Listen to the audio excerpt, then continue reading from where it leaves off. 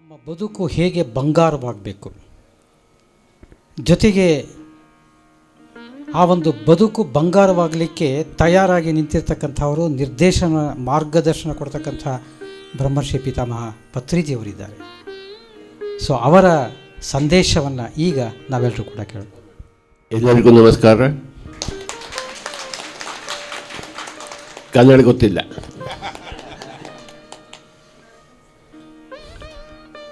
ಮೈಸೂರು ಗೊತ್ತು, ಕರ್ನಾಟಕ ಗೊತ್ತು, ಕನ್ನಡ ಗೊತ್ತಿಲ್ಲ. I am very happy to be here again in Mysuru and having heard Swamiji's words, I was mighty happy, Swamiji.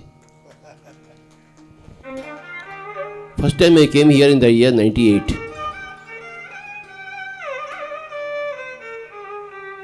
Every 2 months I used to come here. Then I started going all over the world. So my frequency has come low. After a long time I am coming again. I must thank Channabasappa for that. Very Channabasappa. ಚನ್ನಬಸವರು ಬನ್ನಿ. Please speak. Channabasappa, Basava. Channabasava. Channabasava. Give a big clap to this master. ಬನ್ನಿ, ಹೀಗೆ ಬನ್ನಿ.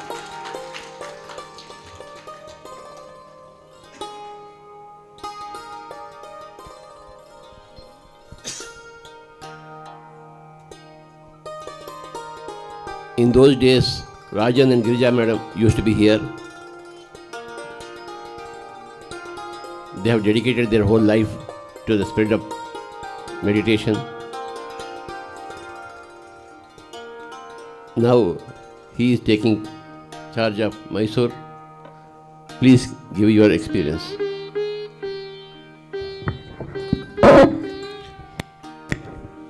Thank you, sir. So, Yes. Lord Krishna told Lord Arjuna, "Hey Arjun, you become a yogi." That is the whole essence in Bhagavad Gita. Message from Bhagavad Gita. Arjun, you are a yodha, but you must become a yogi. This is the first statement we have to understand. The essence of Bhagavad Gita. Krishna tells Arjuna, hey, you become a yogi. ಪತ್ರಿಜಿಯವರ ಅಭಿಪ್ರಾಯದಲ್ಲಿ ಒಂದು ಮಾತನ್ನು ಶ್ರೀಮದ್ ಭಗವದ್ಗೀತೆಯಲ್ಲಿ ಶ್ರೀಕೃಷ್ಣ ಅರ್ಜುನನಿಗೆ ಹೇಳುವಂಥ ಒಂದು ಪ್ರಮುಖವಾದ ವಾಕ್ಯವನ್ನು ನಾವು ತಿಳಿಬೇಕು. ಅರ್ಜುನನಿಗೆ ಕೃಷ್ಣ ಹೇಳ್ತಕ್ಕಂಥದ್ದು, ಮೊದಲು ನೀನು ಯೋಗಿಯಾಗು. ಇದು ನಾವೆಲ್ಲರೂ ಕೂಡ ಅರ್ಥ ಮಾಡಿಕೊಳ್ಬೇಕು. He was a big warrior. Arjuna was a big warrior. But he was sad. He was not happy living. He did not want to fight. He wanted to fight. He cannot fight. Dilemma is there. And Krishna says, you become a yogi. And that is the same message for all of us. Shrikrishna ಭಗವದ್ಗೀತೆಯಲ್ಲಿ ಕೊಟ್ಟಿರ್ತಕ್ಕಂಥ ಅರ್ಜುನನಿಗೆ ಕೊಟ್ಟಿರ್ತಕ್ಕಂಥ ಒಂದು ದಿವ್ಯವಾದ ಸಂದೇಶ. ಅರ್ಜುನನ ಸ್ಥಿತಿ ಹೇಗಿತ್ತು? ಅವನೊಬ್ಬ ಯುದ್ಧ ಮಾಡ್ತಕ್ಕಂಥ ಒಬ್ಬ ದೊಡ್ಡ ವ್ಯಕ್ತಿಯವನು. ಆದರೆ ಯುದ್ಧ ಮಾಡಬೇಕು, ಮಾಡೋಕ್ಕಾಗ್ತಾ ಇಲ್ಲ. ಯುದ್ಧವನ್ನು ಬೇರೆಯವರ ಜೊತೆಯಲ್ಲಿ ಮಣಿಸಲೇಬೇಕು ಅವರೆಲ್ಲರೂ ಕೂಡ, ಆದರೆ ಮಾಡ್ತಾ ಇಲ್ಲ. ದೊಡ್ಡದಾದ ಗೊಂದಲದಲ್ಲಿ ಅರ್ಜುನ ಸಿಕ್ಕಾಕೊಂಡಿದ್ದಾನೆ. ಅಂಥ ಸಂದರ್ಭದಲ್ಲಿ ಶ್ರೀಕೃಷ್ಣ ಕೊಟ್ಟಿರ್ತಕ್ಕಂಥ ಒಂದು ಸಂದೇಶ ಅಂತಂದರೆ, ನೀನು ಮೊದಲು ಯೋಗಿಯಾಗು. ಅದೇ ಸಂದೇಶ ನಮಗೆಲ್ಲರಿಗೂ ಕೂಡ ಅನ್ವಯವಾಗುವಂಥದ್ದು. And who is Krishna? Yogeshwara.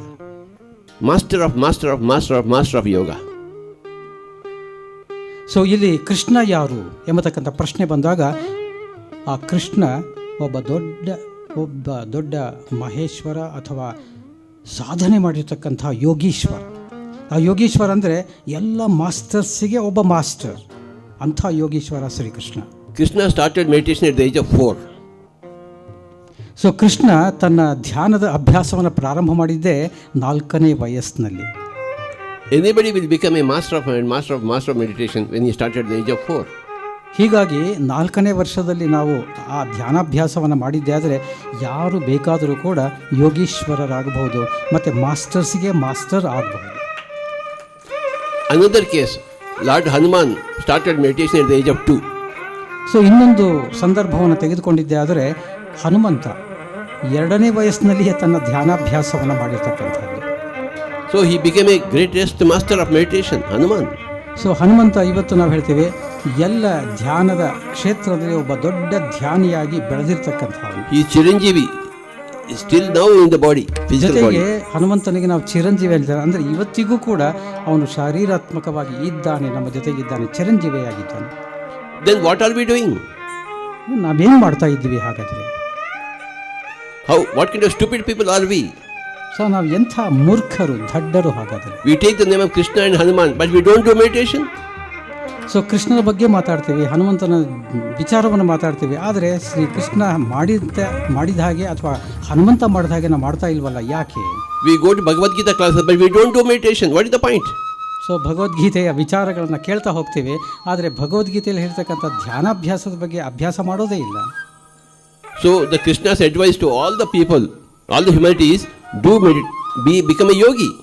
ಇಡೀ ಮಾನವ ಜನಾಂಗಕ್ಕೆ ಶ್ರೀಕೃಷ್ಣ ಕೊಟ್ಟಿರ್ತಕ್ಕಂಥ ಸಂದೇಶ ಅಂತಂದರೆ ಮೊದಲು ಧ್ಯಾನವನ್ನು ಅಭ್ಯಾಸ ಮಾಡಿ, ಮೊದಲು ಯೋಗಿಯಾಗಿ.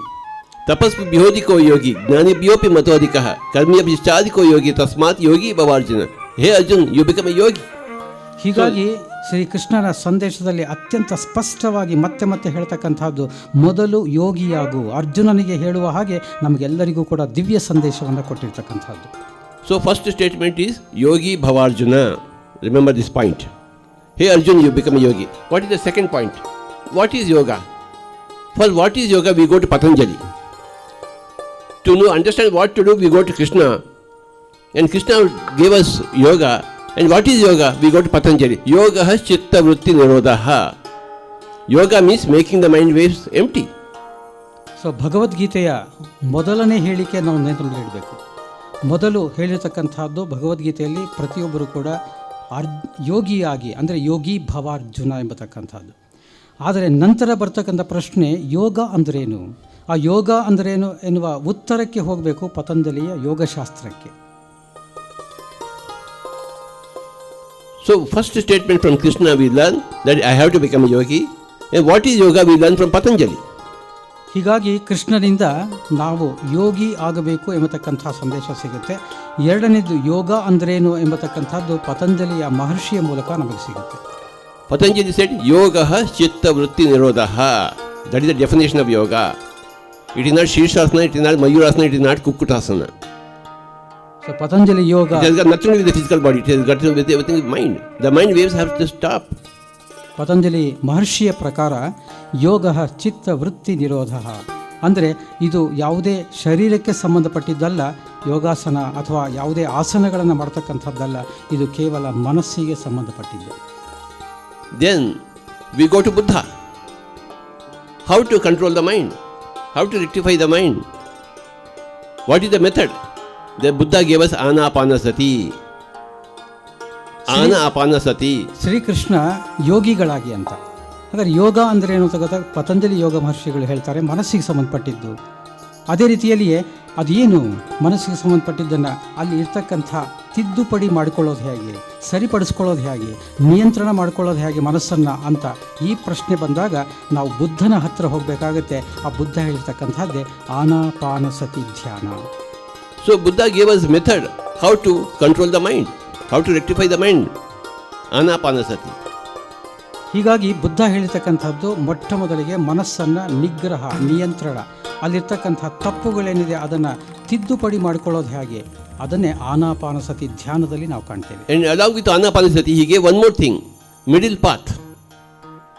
Neither do more nor do less in anything. Neither eat more nor eat less. Neither sleep more nor sleep less. Follow the middle path and then do Anapanasati. ಬುದ್ಧನ ಆನಾಪಾನಸತಿ ವಿಚಾರದ ಜೊತೆಯಲ್ಲಿ ಮತ್ತೊಂದು ಪ್ರಮುಖವಾದ ವಿಷಯ ಏನು ಅಂತಂದರೆ ಮಧ್ಯಮ ಮಾರ್ಗ. ಅಂದರೆ ಯಾವುದೇ ಜಾಸ್ತಿ ಆಗಬಾರ್ದು, ಮಿತಿ ಮೀರಬಾರ್ದು, ಯಾವುದೂ ಕೂಡ ಕಡಿಮೆ ಆಗಬಾರ್ದು, ಮಧ್ಯಮ ಮಾರ್ಗದಲ್ಲಿ ಇರಬೇಕು ಅಂಥೇಳಿ. So, my dear friends, Pyramid Spiritual Social Movement has taken these three statements from three people. First is from Krishna, hey, I have to become a yogi. Second, we understand that yoga means rectifying the mind. Third, from Buddha we learn that we have to follow the middle path and we have to follow Anapanasati. ಹೀಗಾಗಿ ನಮ್ಮ pyramid spiritual societies moment ಈ ಮೂರು ವ್ಯಕ್ತಿಗಳ ಅಂದರೆ ಯೋಗೀಶ್ವರರ ಹೇಳಿಕೆಗಳನ್ನು ಅನುಸಂಧಾನ ಮಾಡಿಕೊಂಡಿರ್ತಕ್ಕಂಥ ಶ್ರೀಕೃಷ್ಣನಿಂದ ಮೊದಲು ಯೋಗಿಯಾಗು ಅಂಥೇಳಿ, ಪತಂಜಲಿ ಮಹರ್ಷಿಯಿಂದ ಅದು ಚಿತ್ತವೃತ್ತಿ ನಿರೋಧ ಅಂದರೆ ಮನಸ್ಸಿನ ನಿಗ್ರಹ ನಿಯಂತ್ರಣ ಸರಿಪಡಿಸ್ಕೊಳ್ಳೋದು ಹೇಗೆ ಅಂಥೇಳಿ, ಇನ್ನು ಮೂರನೇದು ನಾವು ಬುದ್ಧನ ಮಾರ್ಗದಲ್ಲಿ ಬುದ್ಧನಿಂದ ಈ ಒಂದು ಆನಾಪಾನಸತಿ ಧ್ಯಾನ ಮತ್ತು ಮಧ್ಯಮ ಮಾರ್ಗ ವಿಷಯವನ್ನು ತೆಗೆದುಕೊಂಡಿದ್ದೀವಿ. You should not leave samsara to go to take sannyasa. No, stay wherever you are. In your own home, practice middle path and practice Anapanasati. ಹೀಗಾಗಿ ನಾವು ಇದ್ದಲ್ಲಿಯೇ ಮನೆ ಬಿಡತಕ್ಕಂಥದ್ದು ಅವಶ್ಯಕತೆ ಇಲ್ಲ, ಕುಟುಂಬ ತ್ಯಾಗ ಮಾಡಬೇಕಾದಂಥ ಅವಶ್ಯಕತೆ ಇಲ್ಲ. ಇದ್ದಲ್ಲಿಯೇ ಬುದ್ಧನ ಹೇಳಿಕೆಯ ಪ್ರಕಾರ ಆನಾಪಾನಸತಿ ಧ್ಯಾನ ಅದನ್ನು ಅಭ್ಯಾಸ ಮಾಡ್ತಕ್ಕಂಥದ್ದು ಮತ್ತು ಮಧ್ಯಮ ಮಾರ್ಗ ಅಭ್ಯಾಸ ಮಾಡ್ತಕ್ಕಂಥದ್ದು. There is no sacrifice here. ಇಲ್ಲಿ ಯಾವುದೇ ರೀತಿಯ ತ್ಯಾಗ ಇಲ್ಲ. You remain what you are. ನೀವು ಹೇಗಿದ್ದೀರೋ ಅಲ್ಲಿಯೇ ಹಾಗೆ ಇರ್ತಕ್ಕಂಥ. You do whatever you want. ನೀವು ಏನು ಬೇಕಾದರೂ ಮಾಡಬಹುದು. But follow the middle path and follow the Anapanasati. ಆದರೆ ಮಧ್ಯಮ ಮಾರ್ಗವನ್ನು ಅನುಸರಿಸಲೇಬೇಕು ಮತ್ತು ಆನಾಪಾನಸತಿ ಧ್ಯಾನವನ್ನು ಅಭ್ಯಾಸ ಮಾಡಲೇಬೇಕು. ಮತ್ತು ಸಸ್ಯಾಹಾರಿಗಳಾಗಲಿ.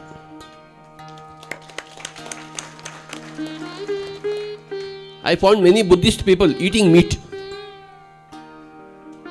ಇದೆಲ್ಲದಕ್ಕಿಂತ ಮುಖ್ಯವಾಗಿ ನಾವೆಲ್ಲರೂ ಕೂಡ What kind of Buddhist people there, I don't know. They talk of Buddha, they eat meat. They are not at all Buddhists, they are anti-Buddhists. ಸಸ್ಯಾಹಾರಿಗಳಾಗಲಿ, ಶಾಕಾಹಾರಿಗಳಾಗಲಿ. ಅಹಿಂಸಾ ಪರಮೋ ಧರ್ಮ. So 3 things, my dear friends: middle path, Anapanasati ಮತ್ತು ಸಸ್ಯಾಹಾರಿಗಳಾಗಲಿ. This is the method, and stay wherever you are. As a prime minister, as a housewife, as a father, as a mother, as a kid, as a bus driver, as a farmer, as a businessman, as a violinist, as a vocalist, stay wherever you are and follow the middle path. First point, follow Anapanasati meditation, observing the breathing. Third, ahimsa paramo dharmaha, sasyaharigalagali. This is what PSSM, Pyramid Spiritual Society Movement. ಆತ್ಮೀಯರೇ, pyramid spiritual societies moment ಅಂದ್ರೇ ಈ 3 ಮುಖ್ಯ ಅಂಶಗಳನ್ನು ಅನುಸರಣೆ ಮತ್ತು ಅಳವಡಿಕೆ ಮಾಡಿಕೊಳ್ಳುವಂಥದ್ದು. ಒಂದು, ಮಧ್ಯಮ ಮಾರ್ಗದಲ್ಲಿ ಜೀವನವನ್ನು ಅಂದರೆ ನಾವು ಎಲ್ಲಿದ್ದರೆ ಆ ಕೆಲಸಗಳನ್ನು ಮಾಡಿಕೊಳ್ತಾ ಹೋಗ್ತಕ್ಕಂಥದ್ದು. ಇನ್ನು ಎರಡನೇದು ಆನಾಪಾನಸತಿ ಧ್ಯಾನ, ಇದನ್ನು ಅಭ್ಯಾಸ ನಿರಂತರವಾಗಿ ಮಾಡುವಂಥದ್ದು. ಇನ್ನೊಂದು, ಶಾಕಾಹಾರಿಗಳಾಗಿ ಇರ್ತಕ್ಕಂಥದ್ದು, ನಮ್ಮ ಜೀವನವನ್ನು ನಡೆಸುವಂಥದ್ದು. ಇದೇ ನಮ್ಮ PSSM ಸಂದೇಶ. We have the 4th point from Krishna, 1 point from Patanjali, from Buddha. Then again we went to Egypt. We got the pyramid energy. We want pyramids everywhere. We learn from the east, we learn from the west, we learn from everywhere. So we want pyramids everywhere. Through pyramid, our meditation becomes much more brighter, much more fast. Pyramid acts as a catalyst to enhance the reaction of meditation. So ಈ 3 ಮುಖ್ಯ ವಿಷಯಗಳ ಜೊತೆಯಲ್ಲಿ ಅಂದರೆ ಶ್ರೀಕೃಷ್ಣನ ಯೋಗಿ ಆಗ್ತಕ್ಕಂಥದ್ದು, ಪತಂಜಲಿ ಮಹರ್ಷಿಯ ಈ ಒಂದು ಚಿತ್ತ ವೃತ್ತಿಯನ್ನು ನಿರೋಧನ ಮಾಡ್ತಕ್ಕಂಥದ್ದು, ಮತ್ತು 3ನೇದು ಈ ಬುದ್ಧನ ಮಾರ್ಗದಲ್ಲಿ ಆನಾಪಾನಸತಿ ಅಥವಾ ಮಧ್ಯಮ ಮಾರ್ಗ ಇತ್ಯಾದಿಗಳ ಜೊತೆಯಲ್ಲಿ ಅತ್ಯಂತ ಪ್ರಮುಖವಾದದ್ದು ಮತ್ತು 4ನೇದು ಅಂತಂದರೆ ಈಜಿಪ್ಟಿನಿಂದ ತೆಗೆದುಕೊಂಡಿರ್ತಕ್ಕಂಥದ್ದು ಅಂದರೆ ಪಿರಮಿಡ್ ಜೊತೆಗೆ ಧ್ಯಾನವನ್ನು ಮಾಡುವಂತಹದ್ದು. ಆ ಪಿರಮಿಡ್ ಒಂದು ನಮಗೆ ಸಹಾಯಕವಾಗಿ ಪೂರಕವಾಗಿ ಇರ್ತಕ್ಕಂಥದ್ದು. ಆ ಪಿರಮಿಡ್ ಬಳಸಿ ಧ್ಯಾನವನ್ನು ಮಾಡಿದ್ರೆ 3 ಪಟ್ಟು ಶಕ್ತಿ ಅಧಿಕವಾಗಿ ನಮಗೆ ಸಿಗ್ತಕ್ಕಂಥದ್ದು. ಹೀಗಾಗಿ ಅದು ಪೂರ್ವ, ಪಶ್ಚಿಮ ಅಥವಾ ಉತ್ತರ, ದಕ್ಷಿಣ ಯಾವುದೇ ಆಗಿರಲಿ ಆ ಜ್ಞಾನವನ್ನು ತೆಗೆದುಕೊಳ್ಳುವಂತಹದ್ದು. ಅದು PSSMನ ಅತ್ಯಂತ ಪ್ರಮುಖವಾದ ಲಕ್ಷಣ. ಅದು I am very happy Swamiji has been to Ladakh to see the pyramid in Mahabodhi International Center. Yeah. So doctor BV Rajaram ಅವರು ಲಡಖ್ ಬಗ್ಗೆ ವಿಷಯವನ್ನು ಪ್ರಸ್ತಾವನೆ ಮಾಡಿದ್ರು. ಅದರ ಬಗ್ಗೆ ಪತ್ರಿ ಸರ್ ಅವರು ತುಂಬ ಸಂತೋಷವನ್ನು ವ್ಯಕ್ತಪಡಿಸ್ತಾ ಇದ್ದಾರೆ ಲೇ ಲಡಾಖ್ ಸಂಬಂಧ. I want a big pyramid in Mysore. Who is going to build it? So ಮೈಸೂರಿನಲ್ಲಿ ಒಂದು ದೊಡ್ಡ ಪಿರಮಿಡ್ ಆಗಬೇಕಾಗಿದೆ. ಯಾರು ಇದನ್ನ ನಿರ್ಮಾಣ ಮಾಡಬಹುದು? Is it myself or yourself? Who is going to build it? ಮೈಸೂರಿನವ್ರು ಮಾಡಬೇಕಾ, ಪತ್ರಿ ಸರ್ ಮಾಡಬೇಕಾ? I don't have any money in my pocket. ಪತ್ರಿ Please say. Yes, we will construct pyramid. You please say loudly. ನಾವು pyramid ಅನ್ನು ನಿರ್ಮಾಣ ಮಾಡ್ತೀವಿ ಅಂತ ಜೋರಾಗಿ ಒಂದು ಸತಿ ಹೇಳಿ. ನಾವು ಅಂದ್ರೆ ಮೈಸೂರಿನವರು. ಜೋರಾಗಿ. Because you have to construct a pyramid. I won't construct a pyramid. I don't have any money with me. I will teach meditation and I will inform you about pyramids. But you have to do pyramid. Our master has built a pyramid in his house. Tell about pyramid. Everybody say loudly, no medicine, no doctor. Like this. Again. Do you want medicine and doctor every time? Say loudly. Only meditation. No doctor, no medicine, no hospital, no surgery. Only meditation. This is PSSM.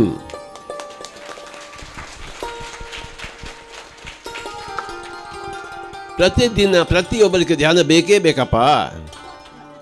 Kannada ಗೊತ್ತಿಲ್ಲ ಬಾಬಾ, you are Kannada master.